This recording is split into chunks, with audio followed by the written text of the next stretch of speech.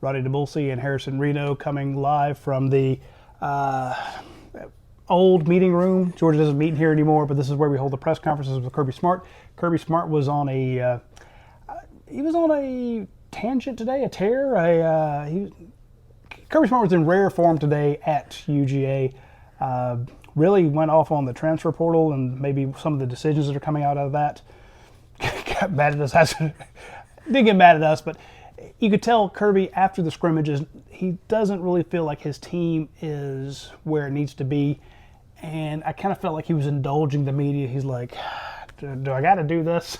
First thing he walked in is like, where is everybody? And I'm like, well, the same number of people are usually here, but Kirby wants results. Be it in his media time or his scrimmage from this past Saturday, Kirby wants results, and everybody's too young or too sparse to give it to him. Yeah, I mean, it's just last week he came in here and said, hey, guys, I have other things to do. I want to go home, when there wasn't a question ready in 5 seconds. But he gave us they got a long way to go for the second time in a row. He also said that he had more young guys at new positions than he's had in his 10 years here. And I made with UGA Sports Live last week, I said, it does feel like all the carryover. They win 2 titles. We're expecting them to win it in 23. They don't, but they come real close. Then we're expecting a lot of those, the senior-led team to win it all in 24. They don't. That old guard is gone. All those guys from those first 2 championships are not here anymore. And he's right. When you start looking around, you can't name the outside linebackers with experience. Yeah. You can't name the offensive linemen that have a lot of experience. I mean, you had all those guys that came back last year. You're like, oh, man, we're loaded at offensive line. Defensive line, Warren Brinson, Terry Mingham Dawkins, Nazir Stackhouse. Thousands of starts between those guys, but he's looking for players. Yeah. I mean, I just think back to that 22 season, the freshman on the team, Malachi Starks, Michael Williams, gone. Jalen Walker was a contributor, played in that TCU game, gone. Mm-hmm. A lot of the second and third string guys are gone. And now they're looking to Contavious Johnson, other guys like that to step up and play meaningful snaps right away. I mean, hell, even Gabe Harris is considered your leader in the room. How many of you know what number Gabe Harris wears? I mean, unless you are a diehard follower, you can't name some of those guys. You'd be hard pressed right now to name who's the second safety. KJ Bolden, who we had him in here last week. KJ is the senior statesman 11 months into 11 months into his time at Georgia. He's just now, I guess it's not 13 months into his time at Georgia. He came in as an early enrollee. He's now going through his second spring, and we're looking at him like, well, there's the safety room. He's a freshman. Who else is it going to be? I mean, obviously, Jonell Guerrero's playing star. We assume he'll play star. Mm-hmm. Kyron Jones was a guy we had in here today. Yeah. Don't know exactly where he's going to play. First time we've talked to probably either one of them. Mm-hmm. Yeah. We don't get to talk to this, but and I'm not saying that's a bad thing. I'm just saying there's always Dan Jackson there. Like you said, there's always Malachi Starks. There's always that senior statesman who could come in and represent the safeties, represent the wide receivers. We get Dylan Bell. Dylan Bell's an old head. And we got to speak to Zachariah Branch today, which is great. Zachariah, a bundle of energy. I thought it was very interesting what he said about transferring from Georgia, or transferring to Georgia from USC. Yeah, it was something that he bought into the brotherhood. Obviously, we asked him about what that was like in terms of seeing the offense and all that. Dylan Bell's impact recruiting him, which we didn't know. We did not know. That was brand new information that Dylan Bell personally recruited him to come to Georgia. Which he's a bigger man than me. Yeah, I'd be like, this kid was a freshman All-American. He plays slot. I've played some slot. That's another guy who's going to come in and get balls. This is my year to have a big year and go off to the NFL. Ain't no damn way that I'm saying, hey, All-American, come here. And he was recruiting him for a long time, trying to get him to come here. So Dylan Bell, absolute badass. Again, but he is that kind of statesman. But the old guards with wide receivers are gone. You don't have the Ladd McConkeys anymore. You don't have Arian Smith. Yeah, so many guys that. I guess what we're trying to say is, all last year we were interviewing juniors and seniors. Dylan Fairchild every week. Yeah. Cass Jones still is here. Yeah. An elder statesman. Had Cass Tate Jones all the Ratledge. time. Tate Ratledge. We got Tate Ratledge every week. We had upperclassmen in the, across the board, especially on the defense. But Kirby said, look, there's a lot of new guys, and the team, from their scrimmage standpoint, they got a long way to go. It does feel like Kirby is starting over with a new team. There are some holders. Gunnar Stockton has played 2 games. Your starting quarterback. It's only thrown, not even 60 passes? Yeah. So the scrimmage was not, Kirby was impatient with the scrimmage. And he said this the week before. He said, I get frustrated with guys, not Gunnar. He wants everyone to be like Gunnar. Gunnar's been here long enough, even though he doesn't have the experience, he knows what to do because he's been around a long time. But he said when you have 25 early enrollees and 6 transfers, that's 30 some odd people who this is their first practice. And he said that this first, usually when you have so many people who are kind of lost, that's the first scrimmage in fall. He said this past Saturday was like that. So interesting take from Kirby Smart. Got to speak to a number of players today, guys. We don't get to see a whole lot. I thought the Peyton Woodring talking about the pressures on him is interesting. Bo Gardner, who comes in from UCLA, the transfer in. I think he and Zachariah Branch, had a little. It's year 2 for Bo Gardner, so it's not as big a deal. But there's a lot of California guys coming out here, and there's a lot of culture shock. Yeah, absolutely. I mean, obviously the biggest one, Zachariah Branch said, the pollen. The pollen's killed him. Which he washed his car. The sucker. Yeah, you might want to lay off on the car washes for a while. Yeah. Wait till after it rains and go wash your car. But again, you don't know that if you hadn't been here before. But I thought it was interesting that he's known Nate Frazier for a long time.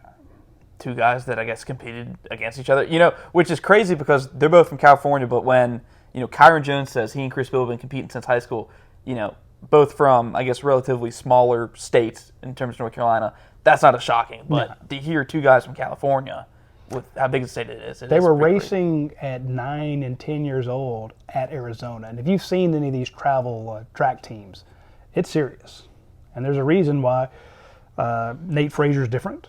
He's a completely different cat when it comes to Georgia's running back room. When he showed up last summer, he didn't have the advantages of spring.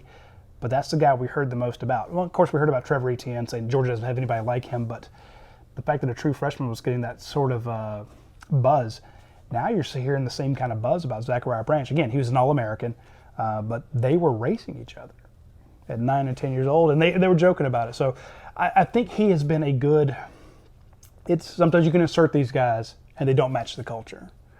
But we've heard good things about the Branch brothers, good thing about Harris, Adrian Maddox. And I think Kirby's been working on atmosphere and trying to find the guys who want to play and not the guys who want the most money.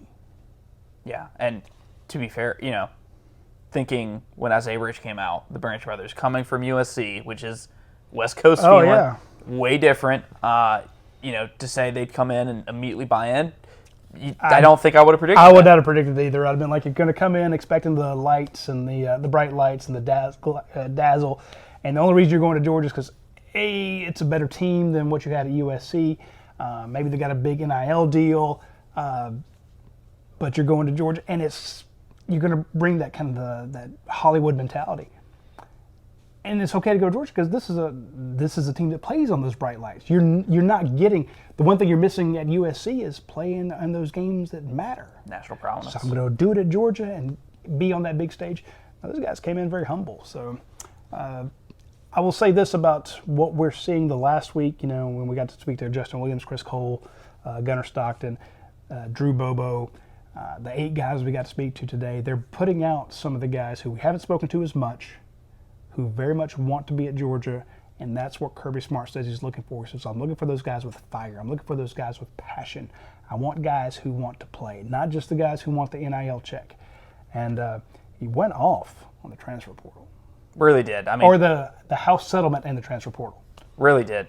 Talking about, he won't pay. He doesn't want the guys that can come in and say, hey, here's my offer. Can you match that? Or can you beat that? He wants the guys, he said he'd pay a premium for fire, passion, and energy. And it seems like from the guys he's trotted out, those are the guys he's paid premium for. Yeah. he also said that if you, in the long run, and here's something that's going on right now. I'm not sure if you've heard about this elsewhere, but especially in the basketball portal, all these guys want a front-end deal because they think that when the House settlement comes out and the schools are paying, or given, we're going to take $20 million and we're going to pay all of our players, and you're not going to have these crazy deals. I don't think that deals are going to go away, but that's just me. All these agents are trying to get, like say you got a kid who has 2 more years, he's a basketball player, all conference. You want him to get paid everything up front so that when that house deal comes out, and the prices could drop. And so all the football players, all the basketball players are trying to get big deals up front before this revenue sharing comes out, before there's a collective bargaining agreement or everyone's made employees. Kirby said, I'm not doing that. And what's going to happen is, say those guys get those front-end deals, some of the top recruits that we have that we write about at UGAsports.com. Let's use 5-star running back Derek Cooper. Not to say that he's doing this, but let's say that he wanted, hey, I'm coming to your school, but I want $1 million a year. And he gets it this year. And then the house thing comes out and they go, look, we have $20 million to split amongst all 105 football players, 17 basketball players, 35 baseball players, and all the other sports. Nobody's going to get $1 million. And all of a sudden, year 2, he can't get it. Year 3. So Kirby said, look, there is going to be a correction. It almost sounded like there will be a reckoning. But he was hot about it. And he also said the guys that are transferring 2, 3, 4 times, he says, I guarantee you they will not be successful in their sport. Yeah. I think he's right. Anyway, any other thoughts?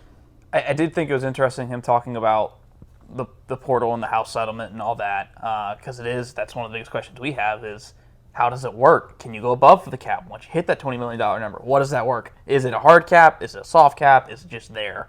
What does that all look like? Because right now... And how does it survive a company coming to a player saying, I know you're getting paid by the school in the TV revenues, but we also, my dealership wants to pay you X amount on top of that. Yeah. In other words, NFL players, they get a salary. There's salary caps everywhere, but their endorsement deals are separate. Yeah. So you can't tell me that all that NIL stuff is going to go away with the house deal, because unless the schools can lock down your name, image, and likeness and it's solely in the school, I don't see how any of this is going to change. And what about, just real quick, him talking about these Zoom sessions where invited to come see all these prospects who are still at another school going into the portal, and they're like, hey, come look at what we got. Here's what they want. Here's what they look like. And he's like, well, what if my guys are in there? Yeah, so you got these agents who are, again, they're trying to get their deals now front-loaded before the shit hits the fan.